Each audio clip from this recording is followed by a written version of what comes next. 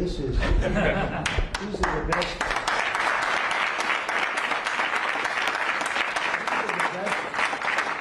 world. The best in the whole world. IBM, the whole group, huh?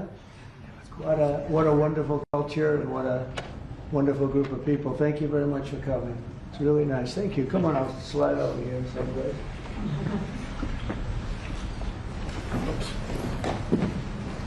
For the media, I will tell you, this is a serious group of people. Right? That's great. Thank you very much. Look at all of the, wow, look at the people, huh? It's seriously the biggest business people anywhere in the world, so I think it's a great tribute. Whatever they're teaching you well, right? Thank you very much. You're welcome to the White House as we celebrate Diwali, because they said there has to be a very heavy emphasis on the V, Diwali, the beautiful Hindu festival of lights, and that's what it is. It's a great festival and it's amazing people. I'm pleased to be joined by the Director of the National Intelligence and a woman that's done a fantastic job, Tulsi Gabbard, wherever you may be, Tulsi. Hi, Tulsi. FBI Director Kash Patel, who's really hitting his stride. Kash, where's Kash? Right. He's hitting his stride. That's the way we like it. Assistant Attorney General Harmeet Dillon. Harmeet? I'm right here, sir. Hi, Harmeet. And Pastor Paula White. She's been fantastic. She's been with us right from the beginning. We're greatly honored to be joined by the Indian Ambassador to the United States, Vinay Kwatra. And it's very nice. You pronounce it perfectly. Ah, that's what. Oh, I wasn't too far off there. And his wonderful wife. And thank you very much. It's a great honor to have you. As well as our new ambassador to India. This is a nice, easy name, Sergio Gor. Sergio, congratulations, Sergio. You're going to do a fantastic job. And thanks as well to incredible Indian-American business leaders, the biggest in the world, really. If you look at these companies, what they've done, the biggest in the world. CEO of IBM, Arvind Krishna, and Arvind, congratulations. I know you're working hard on a couple of jobs that I'm watching, and good luck with them, right? Yes. Good luck. It's amazing what you've done. Chairman and CEO of Adobe, and that Adobe is big stuff, and that's Shantanu Narayen. Thank you. Thank you very much, Shantanu. Nice to see you. Thank you very much. CEO of Micron Technology, we know what that is, Sanjay Mehrotra. Sanjay, nice to see you again. And CEO of Palo Alto Networks, Nikesh Arora. And I want to thank you very much for, and great success. It's a hell of a group of people. And in addition to that, we have a lot of other tremendously successful people gathered. On behalf of all Americans, let me also extend our warmest wishes to the people of India. I just spoke to your Prime Minister today. We had a great conversation. We talked about trade, we talked about a lot of things, but mostly the world of trade. He's very interested in that. Although we did talk a little while ago about let's have no wars with Pakistan. And I think the fact that trade was involved, I was able to talk about that. And we have no war with Pakistan and India, and that was a very, very good thing. But he's a great person, and he's become a great friend of mine over the years. In a few moments, we'll light the diya as a symbol of faith in the victory of light over darkness. It's a beautiful term, light over darkness. That's what it's all about. It's knowledge over ignorance and good over evil. During Diwali, revelers recall ancient stories of enemies defeated, obstacles removed, and captives freed. The glow of the diya flame reminds us to seek the path of wisdom and to work with diligence and to always give thanks for our many blessings. And we do have many blessings. Everybody in this room has many blessings. And even the, I will say, I'm not going to use the word fake news. I refuse to use it. Media has some good blessings. One of the blessings is that you didn't have to stand in the mud outside anymore. You know, you now have a beautiful stone surface, the identical color of the White House. For years they had to stand when we had press conference in the mud because it was grass, and I decided to take care of that, so I think they appreciate it. As we look back in the past year and really look up to the next number of years and hopefully decades and centuries, we've got much to be thankful for, and Think of it, a year ago we were a dead country. This country was a dead country, and now we're the hottest country anywhere in the world. These guys can testify to that because I know this. I watch their stock prices, and they're like rocket ships, right? Do they ever stop? Let's keep it that way, right? Let's not talk about it, right? Let's just keep it that way. It's amazing. We have more than $17 trillion. They're part of the reason. More than $17 trillion of investment pouring into the United States. It's going to be, I believe, over $20 trillion by the time the year's up. And as an example, the last administration, less than $1 trillion in a period of their 4-year period, they had less than $1 trillion. We're going to have 20 trillion. We have over 17 trillion already. That's investment coming in. And I think it's largely for 2 reasons. We had a good election on November 5th, but maybe more importantly, of course, it wouldn't happen if that election result didn't happen. I think much more importantly, we have tariffs that you build in the United States, you don't have a tariff to pay. You build outside and you have to pay a tariff. And we're taking in money at a level that no other country has ever seen. There's never been a country, I don't think, fellas, you agree with that? There's never been a country with an investment in less than a year, actually to be exact, less than 9 months, of $17 trillion, right? And I know you're all participating, aren't you, huh? So that's really good stuff. The economy is roaring, the incomes are rising, and small business confidence is at the highest level in over a decade. So the confidence levels, which means something, they think over the last 10 years, I don't think they go beyond that. We have the highest level of confidence in our economy. Gasoline prices are way down. Grocery prices are way down. Energy prices are way down. Mortgage rates are down. We have a real stiff at the Federal Reserve. I can't help that. But he's going to be leaving soon. And inflation has been defeated. But even though his rates are too high, the economy has been amazing. Our border is secure, totally secure. We had nobody in the last 4 months coming through illegally, which is actually hard to believe because, they give me those numbers, but essentially it would be just about nobody. They actually say 0. That's actually hard to believe. You have 0 when you had millions pouring across a year and a half ago, 2 years ago, but we have it down to practically nobody. And they are coming in, but they're coming in legally. And we're forging peace all over the world. We're putting America first. We're getting everybody to sort of get along. And I just got a call from the Middle East. We're doing very well there. We have many, many countries, as you know, signed on to peace in the Middle East, and nobody thought they'd ever see that happening. The Hamas situation, where they're pretty violent people, I would say, that we could put that out in 2 minutes. We're giving them a chance. They agreed that they'd be very good, very straight. They wouldn't be killing people, and they have killed people. That wasn't the deal we made, but if they don't honor the deal, they'll be taken care of very quickly, but I'd rather not have to do that. But we have total peace in the Middle East. We have levels of friendship with everybody, and every countries that hated each other now love each other.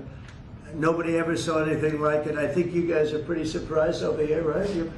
You're surprised, but a lot of people are surprised. Are you guys surprised? Peace in the Middle East. You've been hearing about it for as long as you've been alive, and it's been a lot longer than that. You're still pretty young, but we have peace in the Middle East, and so as we light the diya, we look forward to a new year and a greater peace and a greater everything for all of us, and we want tremendous success, tremendous health. We're doing a lot of things in the world of health, and the autism situation is just crazy when you think of it. And you go back 20 years, it was 1 in 20,000, and now it's 1 in 12. Is that hard to believe? When I hear that number, it's not even believable. And we think we're onto it. Bobby is doing a great job, and Dr. Oz, all of them, they're really working hard. Nobody's ever seen anything like that. And it's been a very important factor for me. I just say you got to focus on that. We think we have a lot of the answers. We've announced a lot of the answers, actually. But we're looking at many things. We've made tremendous progress. And maybe the thing we've done the best on is prices for our drugs. We have favored nations now, where other nations, as you know, were paying a small fraction of what we were paying. And this was for many, many years this was happening. This was set up 30 years ago where we were paying 10 times more, 12 times more, 5 times more, always tremendous numbers more. And I said, we're not doing that anymore. And the drug companies have agreed and the countries have agreed. Now, if I didn't have tariffs, I wouldn't have been able to get it. I said, well, if you don't agree, we're going to charge you tariffs for more than the equivalent amount. And amazingly, everybody agreed. So our drug prices are going to be coming down 100%, 200%, 300, 400, 500% in some cases. A bill that cost $10 in London would cost $120 in, think of it, $120 in New York or any place in this country. A drug that cost $86 in Berlin cost $1,300 in New York and throughout the United States. So we're not doing that anymore. So we're just not doing it anymore. So I just want to, and I think that's going to be huge for our anything, Medicaid, Medicare, Social Security, anything having to do with health, because the drug prices are going to be coming down. And I tell the story of my last administration, my 4th year. I was so honored because I brought drug prices down. The first time in 28 years, prices were brought down by a certain amount. I'll tell you what the amount was in a second, but by a certain amount. And so at the beginning of the year to the end of the year, I actually brought them down. First time in 28 years that happened. And the number was 1/8 of 1%. That's all I said. But I was proud because first time it ever happened.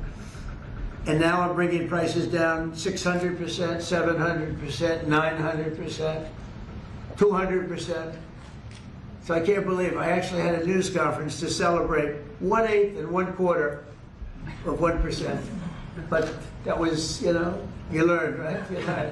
So we're doing, and you guys know more about favored nations than anybody. So we're going favored nations, we're demanding it, and we've got it. And as you know, we had Pfizer, we had the big companies, they were all agreed or close to agreeing, but the countries have agreed to. Actually, the countries would be generally more difficult.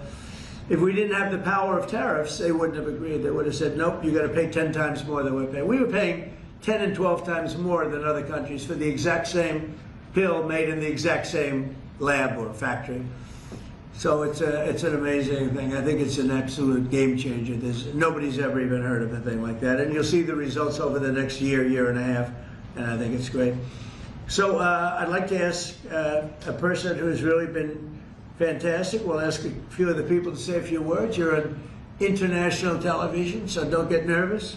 Kash, would you say a few words, please? You've done a fantastic job. Well, thank you, Mr. President. It's an honor to be a first-generation Indian-American whose parents lawfully immigrated to this country. And under your leadership, so many more millions of Americans are living that dream. And to celebrate it here in the Oval Office on Diwali, which you said, rightfully so, is a triumph of good over evil. It's just an incredible honor. It's incredibly humbling. Indian-Americans around the world and Indians around the world are thrilled that you are such a profound leader in sharing this diversity with the world, and we can't thank you enough, and happy Diwali. Great. Well, thank you. Congratulations on everything. And how about a great company, IBM? He's taken this company from, it was a little troubled, as I remember, a few years ago, like 10 years ago, to being one of the hottest companies anywhere in the world. Arvind, could you say a few words? Thank you, Mr. President. In the spirit of Diwali, we should also acknowledge all that the President and the administration is doing to really boost technology, innovation, and that leading to economic growth. I want to point out, people forget often how much public and private partnerships in the United States have mattered to boost technology. You look at semiconductors, you look at space, you look at the internet, mobile, and hopefully quantum down the road. So, Mr. President, I'd like to thank you for all that you're doing to boost our technology leadership. Well, you have done amazingly, and I just think it's incredible. I know exactly what you've been through, because it was a troubled company until you came along, and you made it very untroubled. You made it a rocket ship, so I congratulate you. Thank you, Arvind, very much. We have a very, very great company, Adobe and Shantanu. Could you say maybe a few words, please? Sure. Thank you, Mr. President. And first, it's such an honor, to be here in the Oval Office and to celebrate Diwali, which for all of us growing up, as you pointed out, was, the victory over triumph over evil, light over darkness. I think what you're doing, Mr. President, to have peace and prosperity and investment in this country is just amazing. And as a company, I think hopefully everybody here is using Photoshop in order to, take all these pictures. But I would really like to thank you for your leadership, and we will continue to invest in the U.S. to make sure that we continue to drive innovation. And your investment's been very large. So how much have you invested, and do you plan to invest in the U.S.? As far as our investment is concerned, it's all intellectual property, it's people, so we make everything here, so that's the software. That's good. And so we're a $20 billion revenue company now. We're one of the largest software companies in the world, and headquarters is Silicon Valley. So thank you, Mr. President. Fantastic job. How much are you investing, IBM? $150 billion over the next 5 years. 150 billion, that's good. Micron's doing pretty good. How's Micron doing? Okay, pretty good. Mr. President, really a great honor to be here today celebrating Diwali with these excellent peers of ours from the tech industry. And Diwali stands for light, hope, renewal. And the United States is a light to the rest of the world. And particularly on the renewal piece, I just want to really applaud you and your team in terms of bringing Renaissance's semiconductor manufacturing here to the U.S. So Micron is investing $200 billion, $200 billion in leading-edge memory manufacturing, and in the course of next few years, we'll have 40% of our manufacturing here in the U.S. And this will add, over the course of years, 90,000 jobs and $1.5 trillion impact to the economy. So we are very thankful to the support that we get from your team and Mr. President, from you, in terms of bringing memory here to the U.S. And memory is key with AI today, right? Yeah. You always talk about memory. I have a good memory. But those machines have a better memory, right? No matter what you do. Absolutely. That's fantastic, really fantastic. The Kash Palo Alto is a hot one. And tell me about that. Go ahead, please. Mr. President, thank you for having me here. It's a pleasure and honor to celebrate Diwali with you. As my colleagues have said, this is a triumph of good over evil and prosperity, and what you've done the last 9 months in terms of making the United States one of the most business-friendly administrations, and you're allowing us all an opportunity to invest not just in technology but in our people. It's just amazing. We are now the largest cybersecurity company in the world, and we just recently recently spent $25 billion in sourcing technology. So all cyber security is made in the United States, because we believe that the next bastion in the world is going to be a cyber war, and we just want to make sure we are prepared as a country, and we make sure all of our companies and our critical infrastructure. Fantastic job. It's amazing what you've done. And all of these people, to me, they mean two things: big investment, but the big investment I like because of jobs. It's a tremendous number of jobs that they've produced. Would you say a couple of things about your great company, please? Thank you, Mr. President. I'm with Stone Point Capital, private equity, which I'm sure you know, and we just raised a new $11.5 billion fund, and we obviously invest very heavily in financial services technology, and so it's actually an honor to be here in the Oval Office with you, and as a fellow Wingfoot member too, I've always it's always a pleasure to be with you, and I got to tell you, you're the best president that I've ever seen, and we're so proud of you. Thank you very much. I'm glad I asked him to say that. Would you like to say something about the great job you're doing?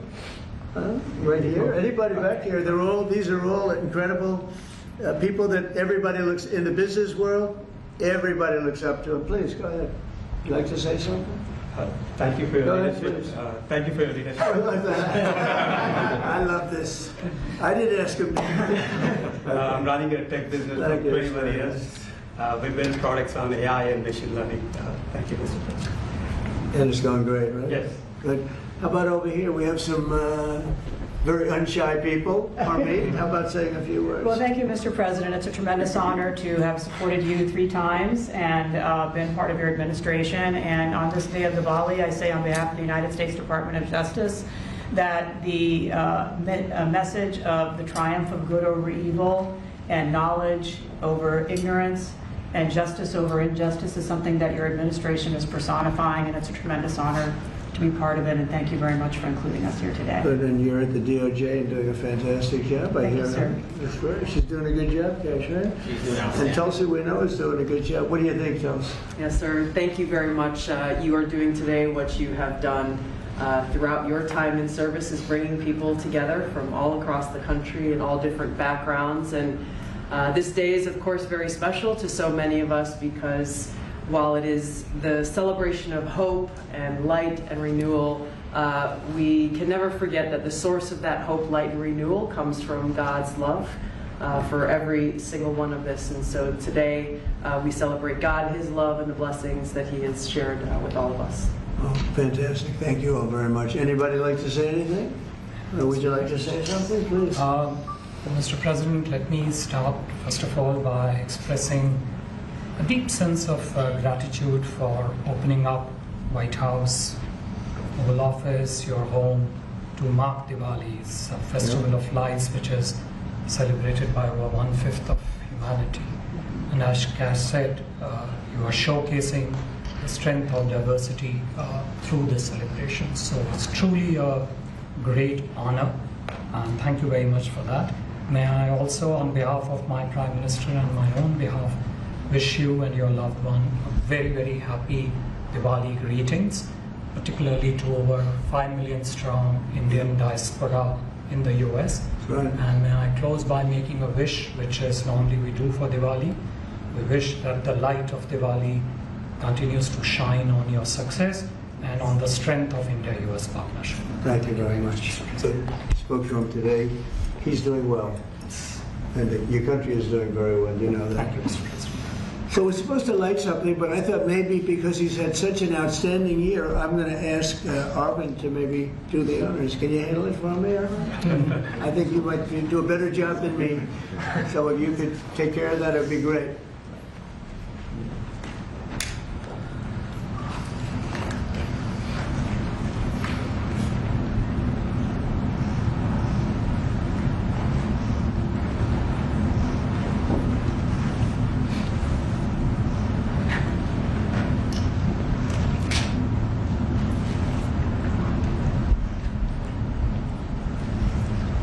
He's done a good job. I didn't know you were supposed to do that. I'm glad I asked him to do it.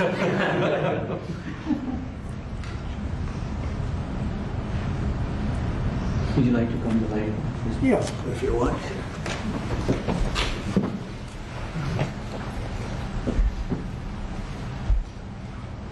Okay.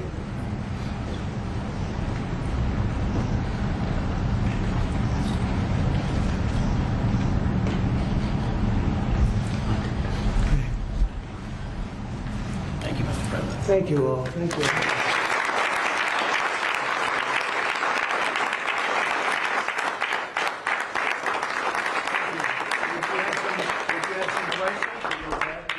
Mr. President, the meeting with Vladimir Putin is canceled or put on hold. Do you know what happened there, and does that affect your decision whether or not to send tomahawks? No, I don't want to have a wasted meeting. I don't want to have a waste of time, so I'll see what happens. But we did all of these great deals, great peace deals. They're all peace deals, agreements, solid agreements, every one of them. But this one, and I said, go to the line of battle, or the battlefield lines, and you pull back and you go home, and everybody take some time off, because you got two countries that are killing each other.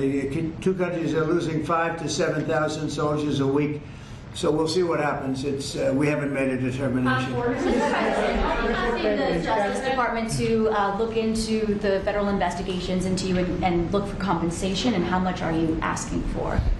Who's asking for what? Are you asking the Justice Department to pay you compensation for your federal investigations into you? Are you asking them to pay compensation, and how much? Into me? I don't get any compensation. I do it for nothing. I gave up my salary. Into me? No, it's going to be the Justice Department. Are you asking them to pay you compensation for the federal investigations that happened to you?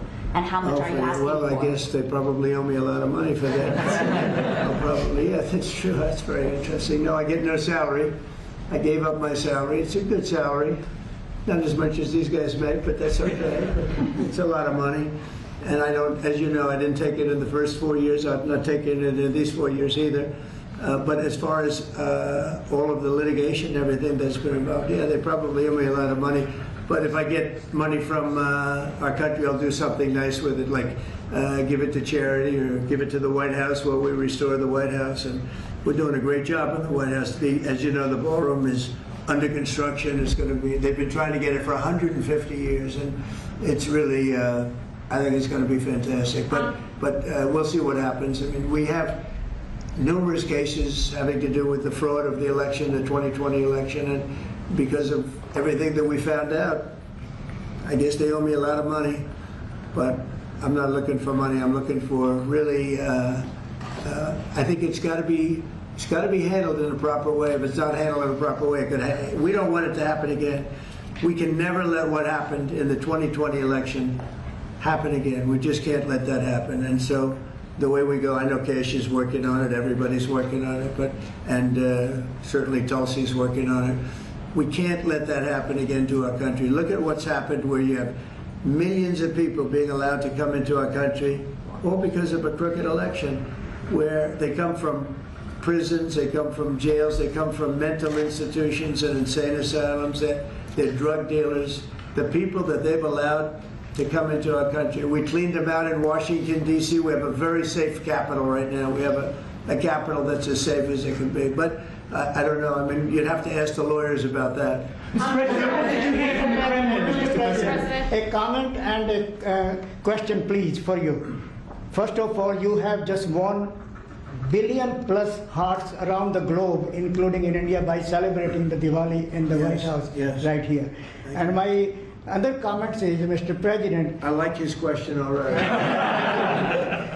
In February, you and the White House staff gave a warm welcome to the Prime Minister of India, Mr. Narendra Modi. That's right. And after that, I decided to make a short trip to India for you, how popular you are in India. And I went there in a holiest also festival there. Millions of people were there. And also Prime Minister Narendra Modi was addressing a media event, 5,000 people. I was one of them there listening to him. And when I went to several states in India, what I found out, Mr. President, 3 people are most popular there. Prime Minister Narendra Modi, President Donald Trump, Mr. Kash Patel, and also with the surprise, our White House Press Secretary, Caroline Levitt. She's doing good, right? She is doing good. And Superstar.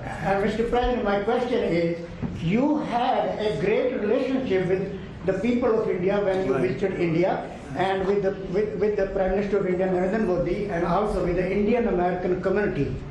Where do we stand today, all those relations from 45 to 47 in the future, Mr. President? Please, thank you. Well, we stand great, and the people of India, I love the people of India, and we're working on some great deals between our countries. I spoke to Prime Minister Modi today, as I mentioned before, and we just have a very good relationship. And he's not going to buy much oil from Russia. He wants to see that war end as much as I do. He wants to see the war end with Russia, Ukraine. And as you know, they're not going to be buying too much oil. So they've cut it way back, and they're continuing to cut it way back. Mr. President, what did the Kremlin say? Mr. President, Yeah, please. An appeals court recently ruled that you can send the National Guard into Portland, Oregon. Do you feel unfettered to send the National Guard into whatever city you want now? Well, I guess so. That was the decision. I can send the National Guard if I see problems. I looked at Portland over the weekend. The place is burning down, just burning down. We weren't there. We didn't spend much time there because we were waiting for that decision. But the court, maybe that influenced the court. But you look at a place like Portland, it's ridiculous when they say that there's no problem. The place was on fire over the weekend. But we won the case in Court of Appeals. I think it was the Ninth Circuit, so that's pretty good. And a very strong opinion that we have the right to use the National Guard. You would think that would be common sense. We have the right to use the National Guard to put out trouble. Well, that's how I got elected.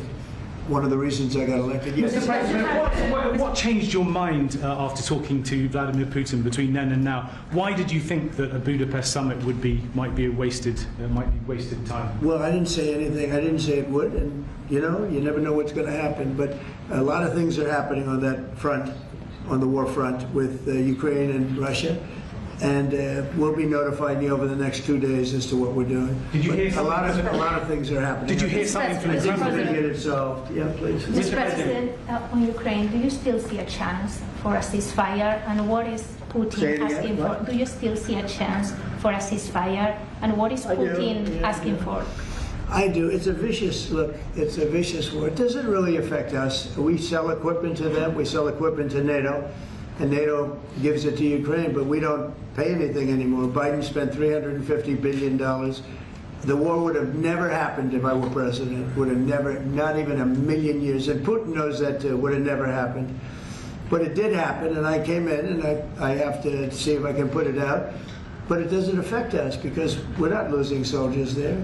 Although, when I first came in, that could have ended up, it's not going to happen. But it could have ended up in World War III. That was really out of control. So now it's they're shooting and they're killing people, and I think Putin wants it to end, and I think Zelensky wants it to end, and I think it's going to end. What is Senator Schumer said he reached out to you about meeting on the government shutdown. Will you meet with him before you leave for Asia on Friday? Well, I will actually. I'd love to meet with them. I just want them to open up the country first. You know, the country is so hot right now. And they've never voted against, continuation. They've never voted against. They've never done that. They're doing this because they have Trump derangement syndrome. But I would love to meet. I would like to meet with both of them. But I set one little caveat. I will only meet if they let the country open. They have to let the country open. The people want to go back to work. They want to be served. They need the services of some people, and a lot of people need the money, the payroll. So I'll do it as soon as they open up the country. I'd like to meet. So you won't meet with them until the government. Just to be clear, you won't meet with them until the government's open. The government has to be open, yeah. The government has to be open. You know how long it would take for them to do that? Just say, okay, government's open. That's it. There is nothing. How long? They're not negotiating. What they're doing is saying they lost the negotiation, and when we got the great big beautiful deal done, they lost that negotiation. Now they're saying, well, we want to get some of the things we lost. But the problem is the things they lost are very bad for our country.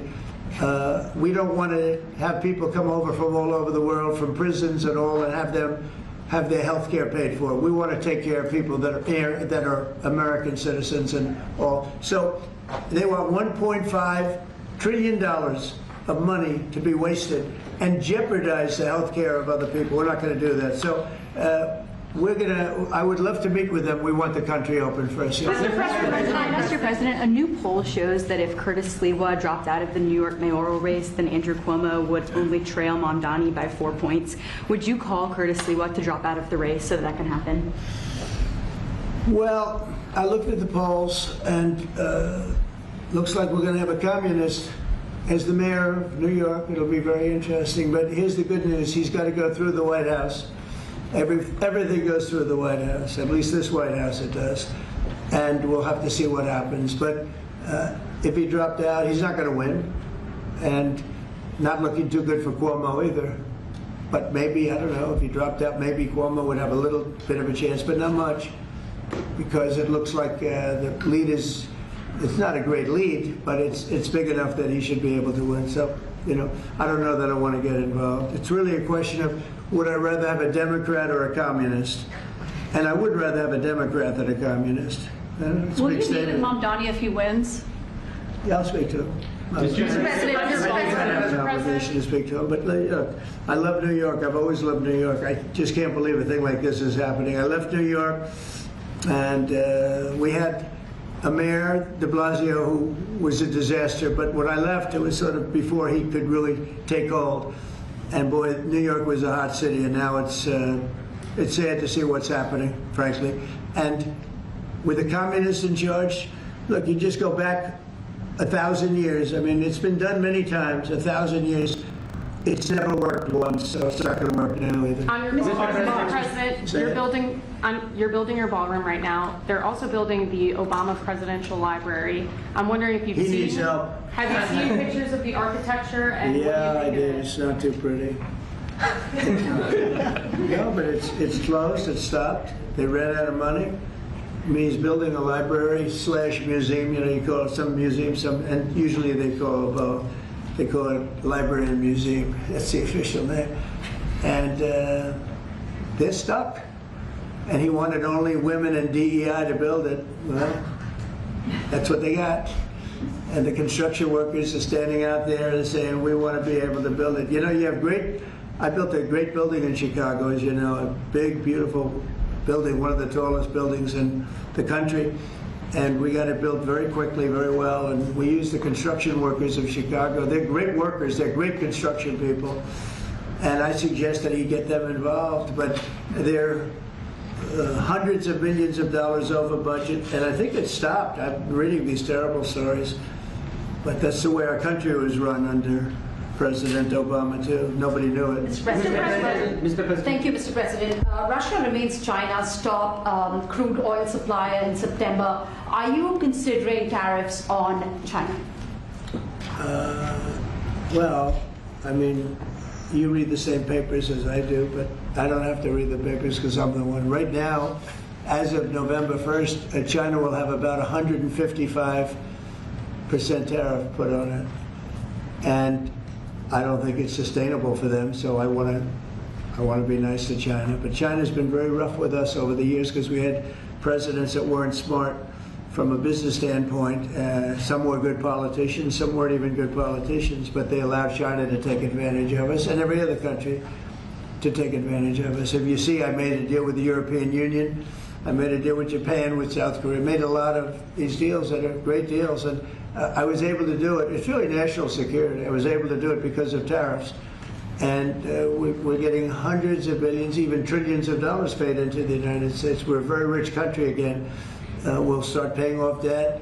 We'll do a lot of things. We'll probably make a distribution out of some of the tariff money. I think we're going to make a distribution over the next fairly short period of time to people because we took in so much money from the tariffs. Just European Union, $650 billion. Japan, $550 billion. South Korea, $350 billion. That's even a lot of money for you guys, right? That's not bad, right? But no, we're taking in a lot of money, and it keeps people like this here because that's why they're coming in. I mean, you wouldn't be, I mean, I'm not going to speak for you, but generally they won't be coming in if it weren't for tariffs. They come in here and they don't have to pay any tariff.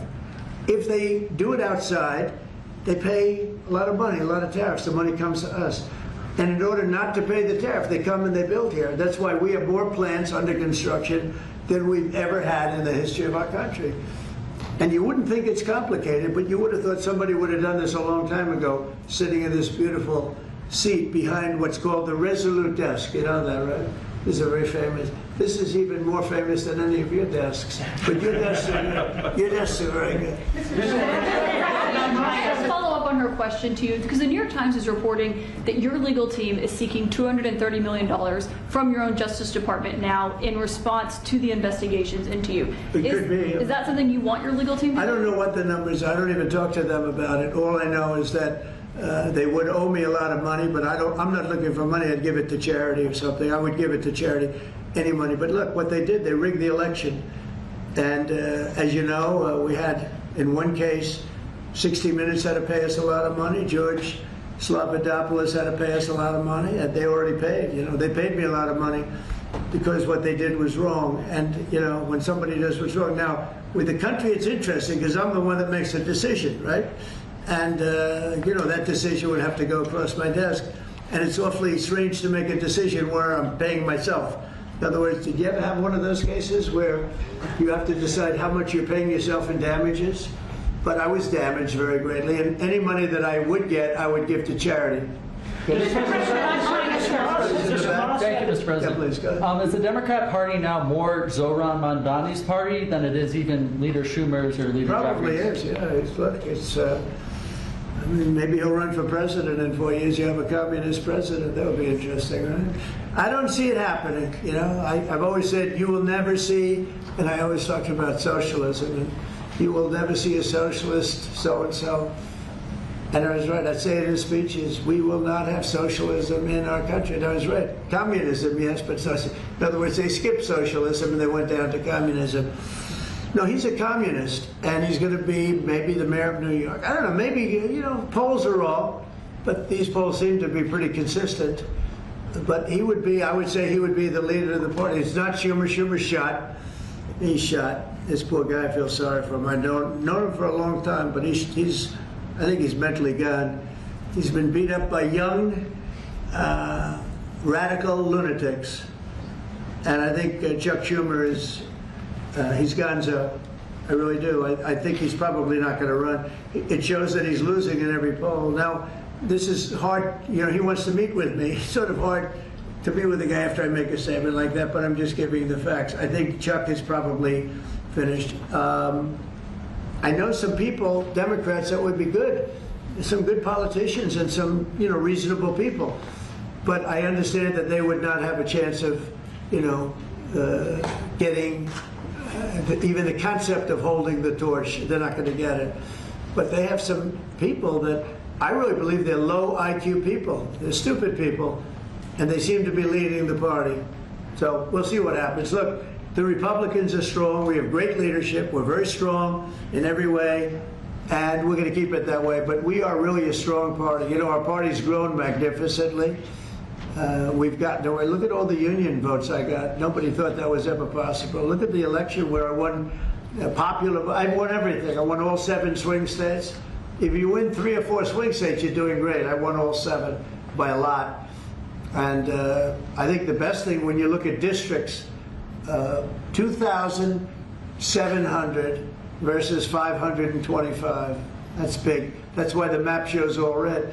So we won in a tremendous landslide, and that's because people like our policy. I guess they like me, but they like my policies. Strong borders, good education, low taxes. You know, in the great big beautiful bill, we got the biggest tax cut in history.